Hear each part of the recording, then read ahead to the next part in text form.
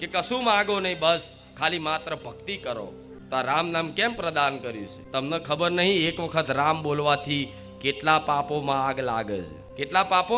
Godown ભરીને પાપો છે તમારા. કેટલા? ગોડાઉન ભરીને.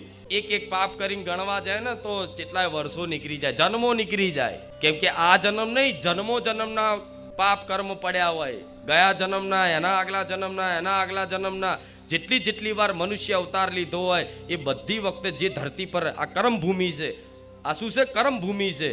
અહીં તમે જેવું બીજ વાવો એવું ફળ પ્રદાન થાય. તો ક્યાંક ને ક્યાંક જન્મો જન્મથી તમે પાપ કર્મ કરતા જ આયા હોય, એ પાપ કર્મના ફળ સ્વરૂપ તમે આ બધી દુઃખની યાતનાઓ ભોગવતા હોય.